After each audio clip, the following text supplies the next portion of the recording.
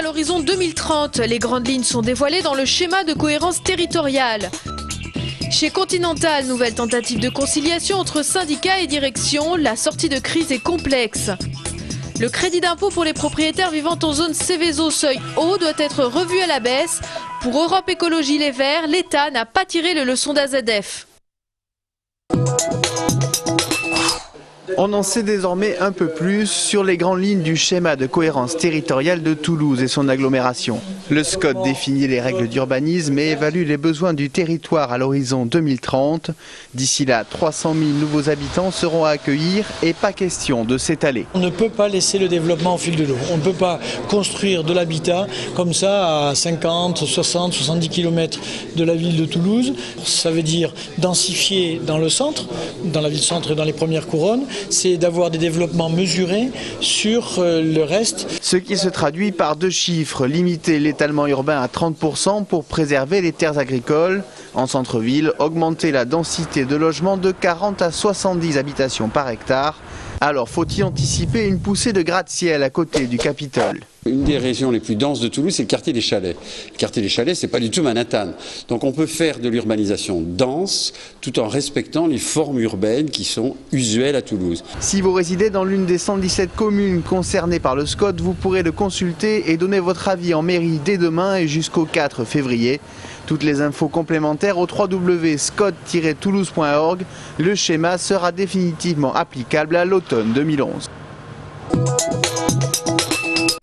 Médiation compliquée dans le dossier Continental. Une nouvelle réunion avait lieu aujourd'hui pour tenter de mettre d'accord syndicats et direction.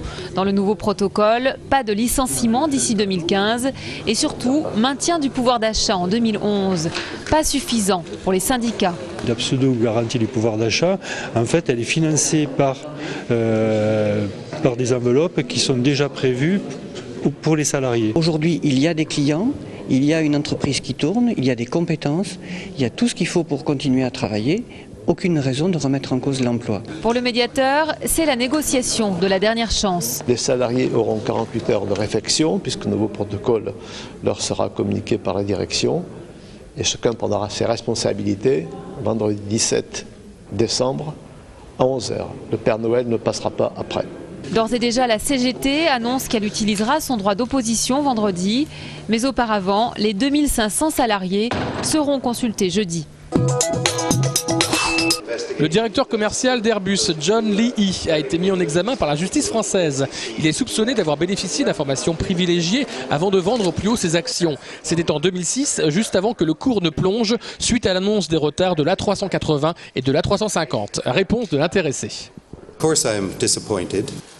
Je suis déçu, d'autant plus déçu que cette enquête va durer à nouveau 2 ans.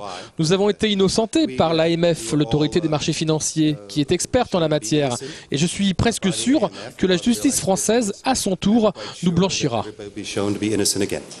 Le délit d'initié est passible de 2 ans d'emprisonnement et d'une amende pouvant aller jusqu'à 10 fois le montant du produit du délit. En tout cas, d'un point de vue économique, pour l'instant, la justice aboie, la caravelle passe. Derrière les guirlandes de Noël, décembre se révèle comme le mois le plus sensible pour les forces de l'ordre. Depuis plusieurs années, le ministère de l'Intérieur a donc mis en place un dispositif de sécurité pour les fêtes de fin d'année. La délinquance concernée va bien au-delà du vol à l'étalage. Les vols à main armée, les agressions contre les personnes, les vols-violences sont des violences crapuleuses à des fins acquisitives. Et j'en rajouterai un troisième, les cambriolages. 900 policiers et 900 gendarmes ont été redéployés pour cette mission. Dans les centres commerciaux, ils collaborent avec les prestataires de sécurité. C'est rassurant pour les clients, pour les collaborateurs. C'est une relation que l'on tisse tout au long de l'année. Donc ils ne viennent pas que sur la fin d'année, ils sont présents régulièrement. Le centre-ville sera également placé sous haute surveillance. Je suis confiant. Ce que nous avons vu, c'est d'abord une bonne collaboration entre les services de police, de gendarmerie et les différents opérateurs que nous avons vus. Je pense dans les transports Tisséo. Je pense ici une grande surface. Enfin, pour les nuits de Noël et de la Saint-Sylvestre, les contrôles de vitesse et d'alcoolémie renforcés vont compléter le dispositif de sécurité de cette fin d'année.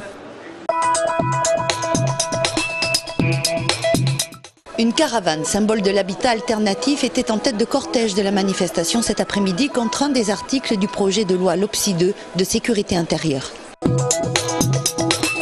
Une trentaine de camions, plus de 500 personnes manifestaient aujourd'hui contre le projet de la loi LOPSI 2. C'est l'article 32 ter A concernant l'habitat illicite qui pose problème aux manifestants. Cette loi permettrait au préfet d'expulser les habitants de tentes, caravanes, yourtes, camions et maisons sans permis de construire et de détruire ces habitants en 48 heures sans passer par la justice au motif d'atteinte à la salubrité, à la sécurité et à la tranquillité publique. Il y a beaucoup de maisons ou de logements vacants. Si l'État faisait un minimum pour aider les personnes à s'insérer dans la vie normale, je pense qu'il y aurait pas forcément de squat, quoi. Les virer pour les laisser à la rue, c'est pas une solution aussi, parce qu'il faut savoir que les gens, c'est pas tous des marginaux, ils ont aussi certains des boulots, des familles. Parmi les manifestants, Stéphane qui vit avec des amis dans un camion et une caravane sur un terrain vacant à Toulouse. J'ai déjà essayé de vivre en appartement, tout ça, et puis voilà.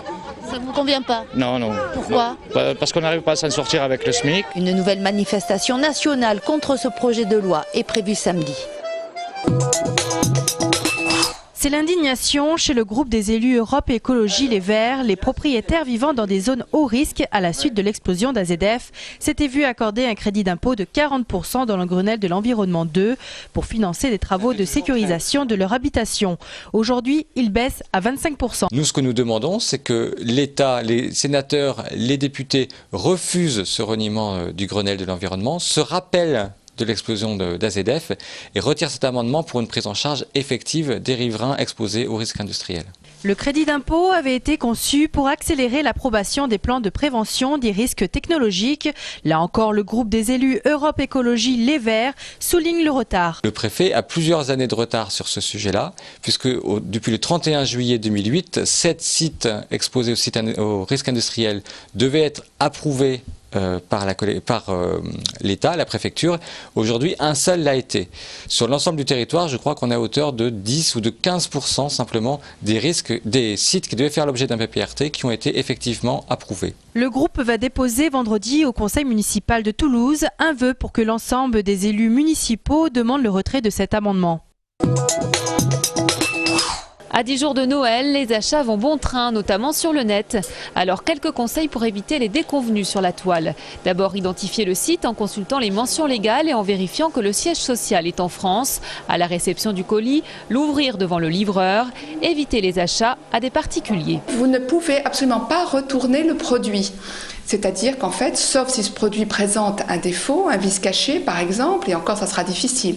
Donc la seule possibilité, c'est avec le professionnel, c'est-à-dire qu'il existe un délai de rétractation de 7 jours à compter de la date de livraison du produit. Pensez aussi à faire une capture d'écran. Ça vous permettra donc de vous préserver quant aux conditions générales, quant au produit lui-même, que le produit qui vous est livré est bien conforme à ce que vous avez vu sur l'écran. Outre les dangers du net, on parle beaucoup en ce moment des jouets toxiques. Sachez que seule la norme NF apporte le maximum de garantie.